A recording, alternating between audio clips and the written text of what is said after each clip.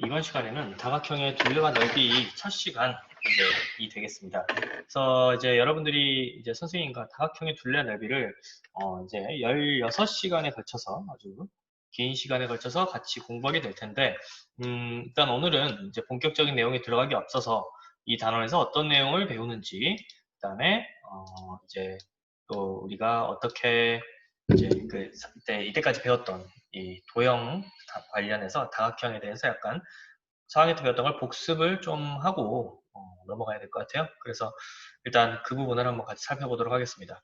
일단 우리가 이제 배우게 될 내용은 다각형의 둘레를 재보고 또 넓이도 우리가 이제 한번 구해보는 단원이라는 것을 이제 이 제목을 통해서 확인할 수가 있습니다. 그래서 여기 지금 보니까 이 친구들이 지금 타일 벽면의 둘레와 넓이를 어떻게 구할 수 있을까 해서 타일 벽면에 이렇게 보면은 이렇게 이제 이 끝에 이 모서리를 말하는 게 되겠죠. 이 모서리의 길이를 이제 우리가 재보거나 아니면은 타일이 차지하고 있는 이 넓이라는 것은 이 안에 있는 이 넓이를 말하는 거게 되겠죠. 이 넓이를 이제 어떻게 구할 수 있을까라는 것을 이제 한번 우리가 이제 이번 단원에서 배우게 될 거고요. 이제 또 여기 오른쪽에 보면은 이제 이 학교를 탐험하는 친구들의 모습이 있는데 교과서 108쪽입니다. 일단 학교를 탐험하면은 여러 가지 다각형을 찾을 수 있다. 이건 이제 여러분들이 어떻게 보면은 그 이제 4학년 때도 좀 다뤘던 내용인데요. 여기 보니까 이 다각형을 찾아보자 했을 때 이 학교 지붕이 지금 보니까 이렇게 네, 이렇게 지금 사다리꼴 모양인 걸 알 수 있죠. 그래서 네, 이제 사다리꼴 모양이라는 걸 알겠는데 이게 지금 넓이가 얼마일까? 이거를 우리가 그럼 어떻게 구할 수 있을까? 뭐 이런 내용을 배우게 될 거고요. 아니면 여기 보니까 뭐 또 창문이, 여기는 창문이 이렇게 삼각형 모양인 걸 알 수가 있어요. 이렇게. 그래서 이 삼각형 모양인데 이 삼각형의 넓이는 어떻게 구할까? 이제 그리고 뭐 여기 있는 뭐 수학책의 넓이 또 우리가 이제 구해볼 수가 있겠죠. 수학책의 넓이.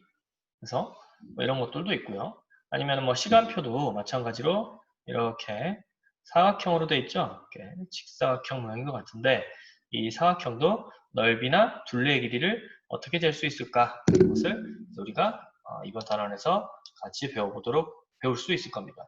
그리고 여기 보니까 이 계단에서는 지금 이 친구들이 다각형을 찾고 좋아하고 있는데 어디에서 다각형을 발견할 수 있냐? 네, 여기 보니까 이 난간에 이렇게 사각형을 찾을 수 있죠. 우리가 이것을 뭐라 부르느냐? 네, 평행사변형이라고 부르죠. 평행사변형. 그리고 이제 여기에 보니까 이 둘레 길이를 잴 때 이제 자로 잴 수 있잖아요. 이렇게 자가 이제 이렇게 딱 이제 이렇게 딱 이렇게 쭉 뻗어 있는 직선자도 있고 아니면은 이렇게 둘레를 이렇게 잴 수 있는 이제 이렇게 줄자도 있습니다. 줄자.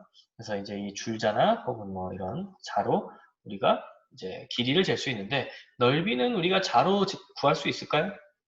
예. 넓이를 알려주는 어떤 그런 뭐 자나 이런 건 없죠. 그런데 우리가 자로 이 다각형의 둘레의 길이를 측정해서 넓이를 구할 수 있다. 라는 것을 이제 나중에 이제 같이 한번 배워보도록 하겠습니다. 그래서 이제 우리가 이때까지 배운 내용을 잠깐 오른쪽에 있는 걸 좀 살펴보면 우리가 4학년 때 사각형 단원에서 이제 이제 평행선 사이의 거리라는 개념을 배웠었는데 이 거리라는 것은 이 두 평행한 한 직선이죠. 평행선의 한 직선에서 이게 이제 서로 절대 만나지 않는 선을 우리가 평행선이라 부르는데 이 평행선의 한 직선에서 다른 직선으로 수선을 긋는다. 그래서 이 빨간색 선이 수선인 거예요. 이 수선이라는 것은 뭐냐? 수직인 선이다. 수직이라는 말은 각도가 90도인 선이다 라는 거죠. 그래서 이것을 우리가 거리라고 하는데 이렇게 비스듬하게 수선이 아니라 비스듬하게 이은 선은 거리라고 평행선 사이의 거리라고 부르지 않는다 라는 것을 기억해 두시고요. 그다음에 이제 평행사변형 같은 경우는 마주보는 두 쌍의 변이 서로 평행한 사각형을 평행사변형이라고 해서 두 쌍이 평행해야 돼요. 두 쌍이.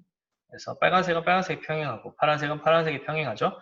그리고 이제 길이도 이 파란색 선분의 길이와 빨간색 선분의 길이는 모두 같다라는 것을 이제 상황에 배웠고요. 그다음에 이제 한 쌍만 평행한 사각형도 있었어요.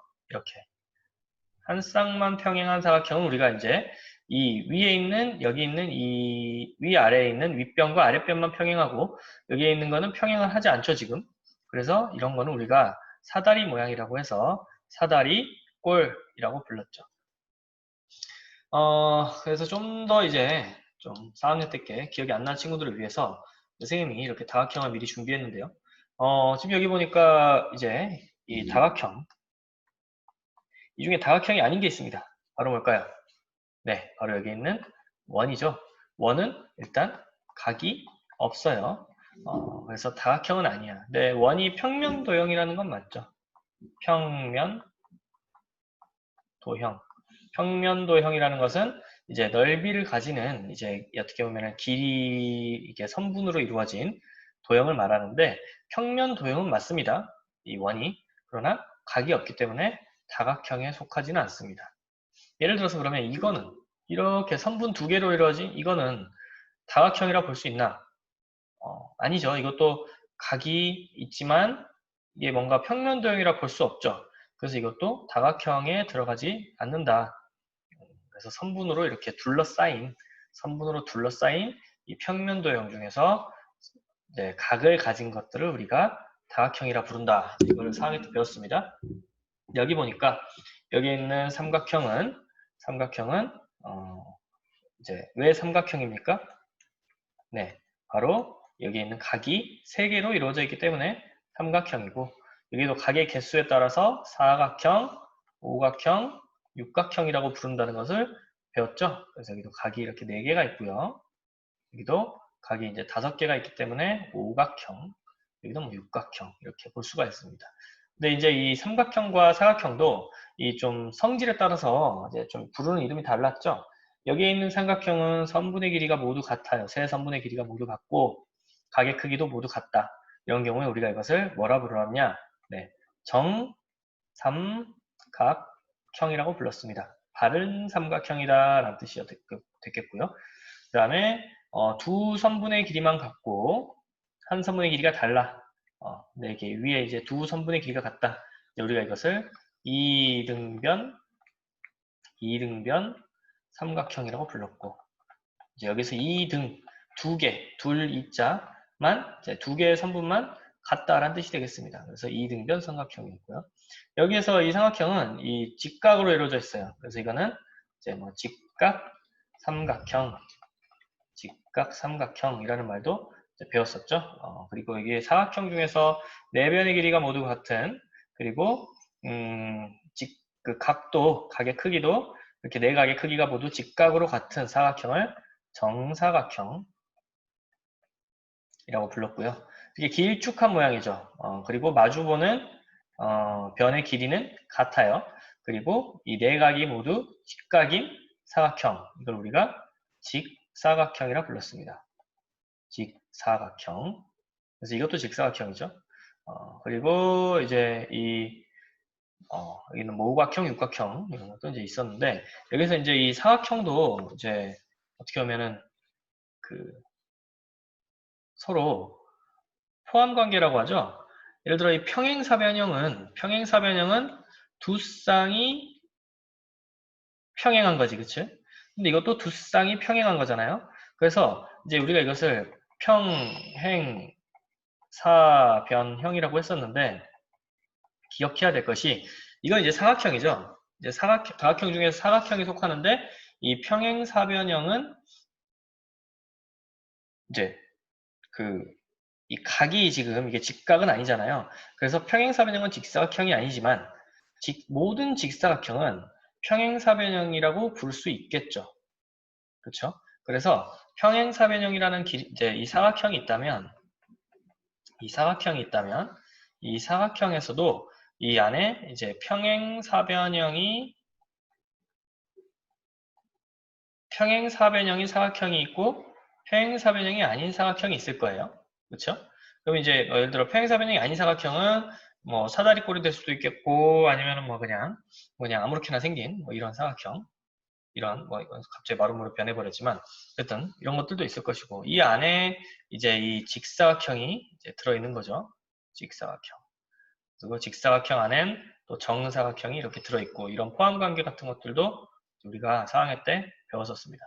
그래서 이제 모든 직사각형은 평행사변형이다 라는 것을 우리가 기억했고, 또 모든 정사각형도 직사각형이라 부를 수 있지만 이제 우리가 이제 더 이런 것들을 특징 지어서 정사각형이라 부르고, 이렇게 이제 두 쌍의 변이 평행하고 그 다음에 내각의 크기가 모두 같은 거를 직사각형이라 불렀다. 뭐 이런 것들을 잘 이제 기억을 해두시면 되겠습니다.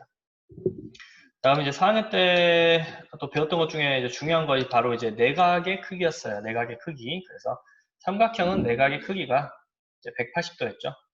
삼각형은 내각의 크기가 180도. 내각의 크기의 합이 180도였다. 그리고 사각형은 이제 360도였죠. 그래서 이렇게 각을 모두 더하면 360도였다. 오각형은 참고로 540도였고요. 육각형은 720도였는데 이건 이제 이 증명을 했었어요. 우리가 3학년 때, 4학년 때 이렇게 삼각형이 있는데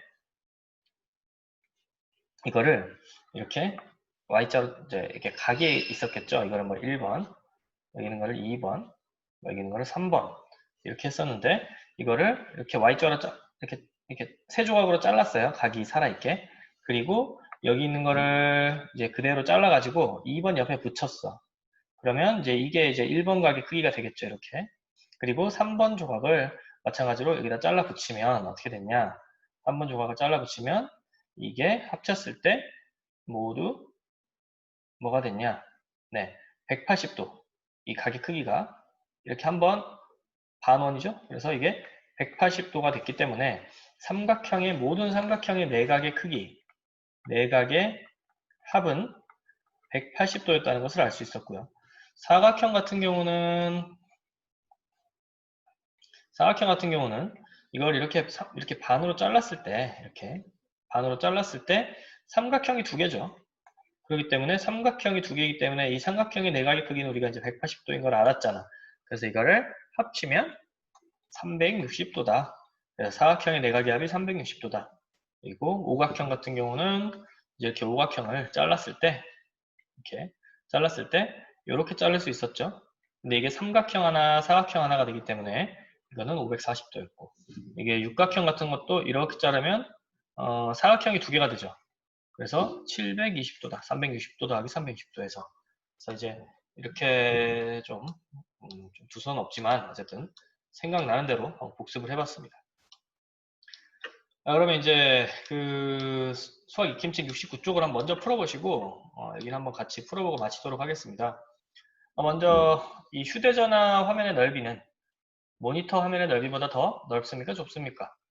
네, 이 크기가 더 작잖아요. 그래서 좁다라고 볼 수가 있겠죠. 좁다. 그 다음에 이제 여기는 1m 25cm 길이죠. 길이 1m 25cm에다가 40cm를 더하면 1m 65cm이다. 그래서 1m 65cm라고 쓰면 되겠고, 3번 도형가는 평행사변형이다. 자, 이게 맞았냐 틀렸냐? 4학년 때 배웠다고 했죠? 이거는 이제 우리가 직사각형이라고 불러요. 물론 직사각형이지만 이게 두 쌍의 변이 서로 평행하고 있죠. 그러니까 평행사변형도 됩니다. 평행사변형도 된다라는 것을 우리가 잘 해두면 좋은데, 이게 이제 이 이건 직사각형이니까 평행사변형이 아니지 않냐? 라고 말할 수 있겠지만은, 수학적으로 엄밀히 말하면 이거는 평행사변형에도 속한다라고 보셔야 돼요. 왜냐면 두 쌍이 모두 평행하기 때문에 라는 조건. 그러니까 조건이 좀 작아, 평행사변형이. 그런데 그러니까 평행사변형은 마주보는 두 쌍이 평행한 사각형이야. 이게 조건이야. 이게 조건이에요. 그러니까 좀 더 넓은 의미에서의 조건인 거지. 근데 직사각형은 여기에다가 플러스 네 각이 모두 직각인 게 직사각형이잖아요. 근데 이거는 이제 이게 이제 어떻게 보면 평행사변형이 되기에는 요 조건만 있으면은 이 조건이 없더라도 이제 평행사변형이지만 이 조건이 있어도 평행사변형을 부를 수 있다고요. 그러니까 이 내각이 모두 직각이어도 이게 그러니까 이게 직사각형이어도 이게 이제 직사각형이어도 평행하잖아. 두 쌍이 모두 평행하잖아. 그러니까 평행사변형이라고 부를 수가 있다는 말이에요. 이거 X라고 생각한 사람들은 지금 이 설명을 좀 잘 기억해 두시고, 그다음 두 번째, 도형 나는 직사각형이다. 이거는 이제 직사각형의 조건이 뭐였습니까? 내각이 모두 직각이어야 되는데 이거는 이제 이 직각이 아닌 것 같아요. 그래서 이건 직사각형이 아니고요. 다는 정사각형이다 보니까 선분의 길이가 같고 모두 직각인 걸 알 수 있죠. 그래서 정사각형이 맞다. 그 다음에 가나다라는 모두 사다리꼴이다 라고 했는데요. 이것도 이제 마찬가지로 사다리꼴은 한 변만 평행하면 돼. 한 변만. 한 변만 평행하면 모두 이제 사각형이라고 보면 되는 거예요. 여기서 보니까 이것도 한 변이 평행하죠. 한 변이 평행하고 한 변이 평행하고 한 변이 평행합니다. 그래서 가나다라 모두 사다리꼴이라고 부를 수 있다. 그래서 어떻게 보면은 평행사변형은 이제 이게 그러니까 이제 이걸 한번 정리해 줄게요, 그냥.